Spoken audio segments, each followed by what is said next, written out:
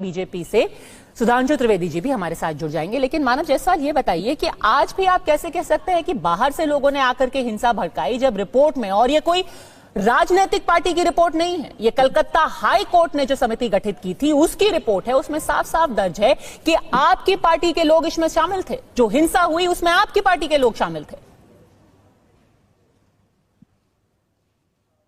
पहले तो आपके माध्यम से पूरे देश को नमस्कार है। और क्या आप मुझे सुन पा रहे हैं? बिल्कुल सुन पा रहे हैं, बताइए। तो पहले तो आपके माध्यम से मैं पूरे देश को पहले तो नमन करता हूं और हमारी संवेदना उस हर परिवार वालों के साथ है जिन्होंने अपने प्रियजनों के आहत होते हुए देखा और अपने प्रियजनों को खोया, चाहे वो बंगाल मुर्शिदाबाद हो, चाहे वो पहलगांव हो, या देश का किसी भी राज्य या किसी भी देश का कोई भी हिस्सा क्यों ना हो। लेकिन जो आज हाईकोर्ट से जो रिपोर्ट आई है, जो फाइंडिंग्स कमेटी ने जो पाया है, डेफिनेटली अब फाइंडिंग कमेटी ने बहुत कुछ पाया है, लेकिन कुछ एक बातें मैं आपके साथ साझा करना चाहता हूं। हमारी पार्टी का क्लियर स्टैंड है zero tolerance towards corruption and criminality. एक बहुत ही जघन्य अपराध हुआ है, बहुत ही घिनौना कांड हुआ है, बहुत ही शर्मनाक है किसी भी देश के लिए, किसी भी देश के प्रांत के लिए। इसकी हम अवहेलना करते हैं, निंदा करते हैं और कड़ी से कड़ी कार्रवाई हो, इसके साथ हम पूरे के पूरे समाज को एकजुट होने का आह्वान देते हैं। हमारी नेत्री सुश्री ममता बनर्जी ने जिस दिन ये घटना घटी उसी दिन उन्होंने इसका संज्ञान लिया, उन्होंने बकायदा स्टेटमेंट जारी। लगभग 300-400 लोग उसके बाद अरेस्ट भी हुए।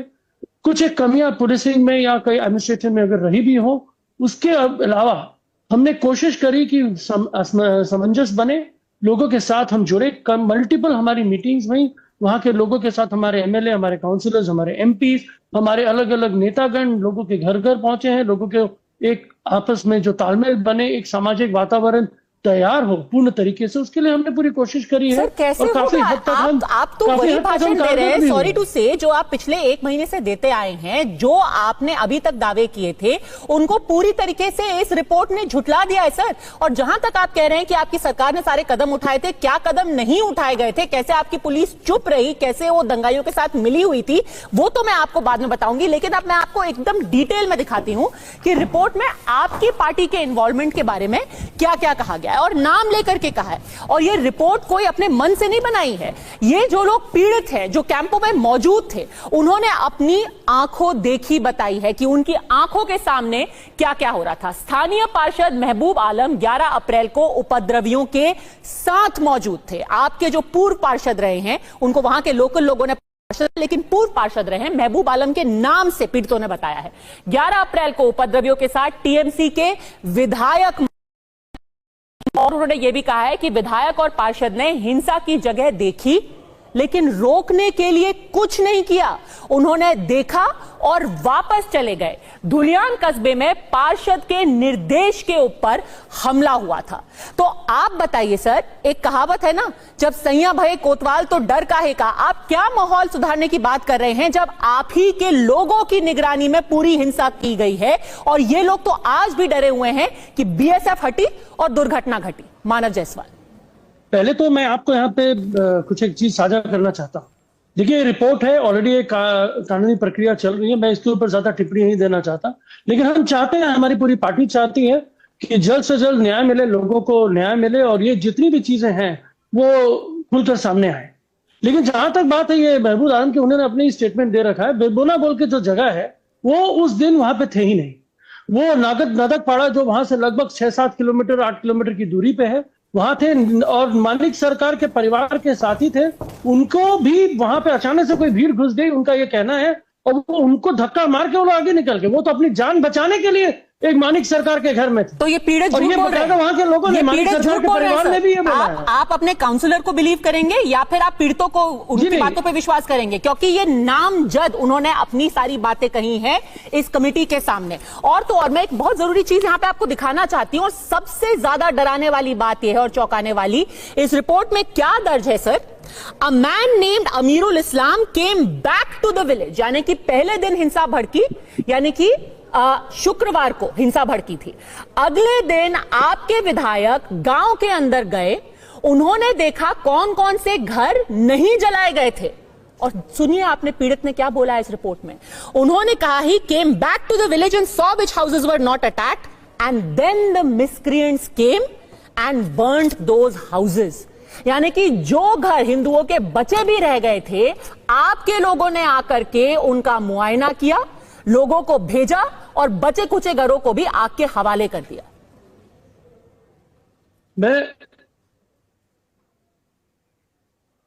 बताइए मानव जायसवाल, ये रिपोर्ट में दर्ज है। पद्मजा जी, मैं नहीं बिल्कुल, देखिए मैं आपके सामने बार बार एक ही चीज दोहरा रहा हूं, ये हाईकोर्ट में जो रिपोर्ट जो दर्ज हो रही है इसके ऊपर मैं ज्यादा टिप्पणी नहीं देना चाहता, लेकिन जो बकायदा जिस व्यक्ति की बात वहां करी जा रही है, महबूब आलम, उसके भी जो स्टेटमेंट दिया, वो चाहते हैं कि न्याय मिले। महबूब आलम नहीं, तो चाहते हैं कि महबूब आलम नहीं, अमीरुल इस्लाम का नाम लिया गया है, विधायक का नाम लिया गया है, और ये वही विधायक है जिनको बाद में आपके नेताओं ने उनकी बड़ी बुरी प्रशंसा की थी और कहा देखिए वहां पे सामाजिक सौहार्द का कितना अच्छा माहौल हो रहा है। अमीरुल इस्लाम वहां जाकर के घर घर लोगों से कह रहे हैं कि तुम डरो मत, और कर क्या रहे थे, वो अगले दिन जाकर के लोगों से कह रहे थे देखो ये घर जले नहीं हुए हैं, इनकी शिनाख्त करो और इनमें भी आग लगाओ, और ये पीड़ित कह रहे हैं, ये रिपोर्ट में।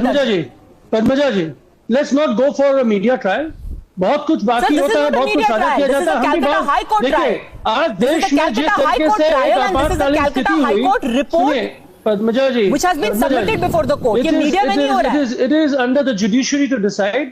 Let the judiciary decide and let come clean. आज देश में जिस तरीके से आपातकालीन स्थिति में हम तो अग्रसर खड़े हैं देश के साथ, हम तो आर्मी के साथ करें, हम देश के जवानों के साथ करें, हम देश के नागरिकों के साथ करें, यहां तक कि मुर्शिदाबाद में भी हमने पीस, हमने वहां के लोगों में समन्वय हो, वहां पे एक अच्छा सा वातावरण हो, अच्छे से वातावरण का एक और उदाहरण आपको देती हूँ सर। अच्छा जो वातावरण, जो बहुत बढ़िया वातावरण मुर्शिदाबाद में है, और ममता का थोड़ा बहुत हिस्सा हिंदुओं के लिए भी है। बंगाल की जनता टकटकी लगाकर ये देख रही है और इसका उत्तर पाना चाहती है।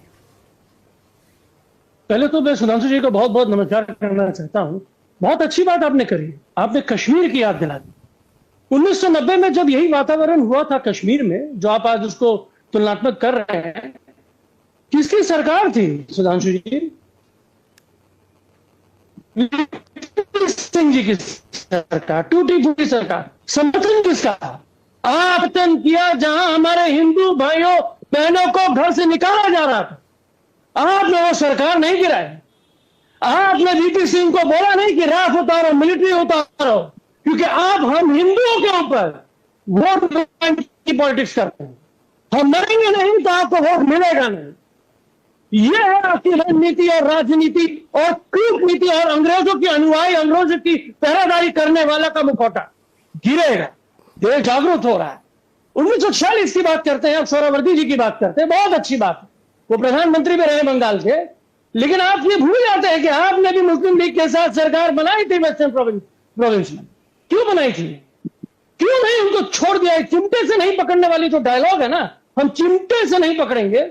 आप चिमटे से नहीं, आप हर चीज से, कोई भी सरकार बने उसको पकड़ लेना चाहते हैं, जकड़ लेना चाहते हैं, जिस तरीके से आपने देश को जकड़ रखा। देश को घुटन हो रही है। ये हिंदू मुस्लिम जाति की लड़ाई, धर्म की लड़ाई, भाषा की लड़ाई आप लड़ाना चाहते हैं।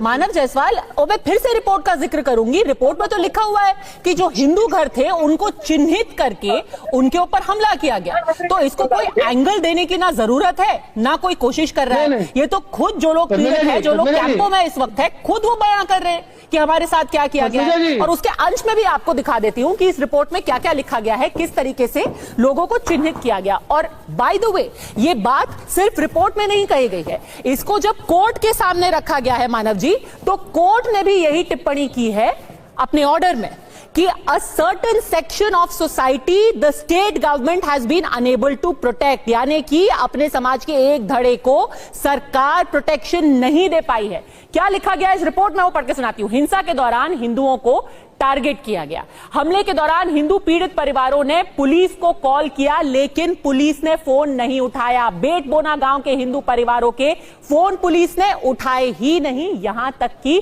मंदिरों तक पर हमला किया गया। पीड़ितों की मदद के लिए पुलिस नहीं पहुंची। और ये सब फिर से रिपोर्ट में, तो आप इतिहास का हवाला दे सकते हैं, लेकिन अभी की अगर बात करें तो हिंदुओं को चिन्हित करके उनके ऊपर हमला किया गया। अब इसको आप धर्म की राजनीति तो नहीं कह सकते ना, जिसपे जो बीती है वो तो बीती है।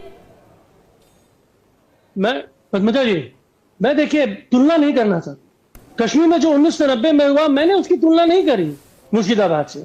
आपके और मेरे जो सहपाठी हैं, मेरे जो गुरु है, गुरु तुल्य व्यक्ति जो है, उन्होंने उसकी तुलना करी। लेकिन जब तुलना करी तो उनको तो सच बोलना पड़ेगा ना कि भाई उन्होंने वीपी सिंह की सरकार को क्यों नहीं क्वेश्चन किया, क्यों नहीं उसको झगड़ा, क्यों नहीं उनकी सरकार गिरा दी। इनकी रथ यात्रा होती जाती है तो सरकार गिर जाती है। लेकिन जब हमारे हिंदुओं को पलायन हो रहा था, हिंदुओं को मारा जा रहा था, तब हमारी इन्होंने सरकार को क्यों नहीं गिराया? ठीक है, वो जवाब देंगे, पर फिर आप जरूर बताइएगा कि आपके पुलिस ने फोन क्यों नहीं उठाया, क्योंकि फोन करने वाले, मदद मांगने वाले क्या हिंदू थे? सुधांशु त्रिवेदी, जैसे कहते हैं history will not be very kind to those people, लेकिन मानव जायसवाल एक बार फिर से वर्तमान में आ जाते हैं। एक और अंश जो है इस रिपोर्ट का मैं पढ़ के आपको सुनाना चाहती हूँ। आप सोचिए किस तरीके से वहां पर पूरी कार्रवाई की जा रही थी। जब वहां आग लगाई गई, एक ऐसे फैमिली है जिसने ये बयान दिया है कि हमें घर के अंदर बंद करके केरोसिन डाल करके बाहर आग लगा दी गई, हम जिंदा जल जाते अगर उस वक्त वहां पे बीएसएफ नहीं पहुंचती। आज आप उसी बीएसएफ को जिम्मेदार ठहरा रहे हैं वहां की हिंसा के लिए। लोगों ने बताया है कि वहां जो पानी का कनेक्शन था मानव जायसवाल, काट दिया गया ताकि आग को बुझाया ना जाए। वहां पर जो नल थे, जो टंकी थी पानी की, उसको तोड़ दिया गया ताकि लोग जिंदा जल करके मर जाएं। और तो और एक परिवार ने यह भी कहा है कि उनके घर के अंदर सारे कपड़े जला दिए गए, जिससे महिलाओं के पास अपना शरीर ढकने के लिए एक कपड़ा भी नहीं बचा था। ये सब चीजें दर्ज की गई और आप कह रहे हैं कि आपने पूरी तरीके से एक्शन लिया है, पुलिस बिल्कुल एक्टिव हो गई थी, पुलिस ने सारा काम कर दिया। पुलिस तो फोन भी नहीं उठा रही थी सर। इसकी जिम्मेदारी कौन लेगा और ये क्यों किया गया? इस तरीके का व्यवहार क्यों वहां के लोगों के साथ किया गया? पद्मजा जी, बहुत सारे प्रश्न हैं आपके, लेकिन मैंने शुरुआत में ही बोला ये जो कांड हुआ था ये बहुत ही निंदनीय, बहुत ही घृणात्मक और बहुत ही दुखद। जहां जहां लैप्सेस हुए हैं हमारी सरकार उसका संज्ञान ले रही है। सर आप संज्ञान नहीं ले रहे ना, आप तो आज भी कह रहे हैं कि बाहरी लोगों ने किया था। जब आप प्रॉब्लम को ही नहीं एक्सेप्ट कर रहे हैं तो आप सोल्यूशन कहां से लेके आएंगे? आप तो प्रॉब्लम ही नहीं मान रहे, आप कह ही नहीं रहे कि आपकी कोई कोताही आपकी सरकार या आपकी पुलिस ने की। आप तो कह रहे हैं कि बाहर से लोग आए, आग लगा के चले गए। पद्मजा जी, छोटी सी बात है, इसको आप समझ लीजिए।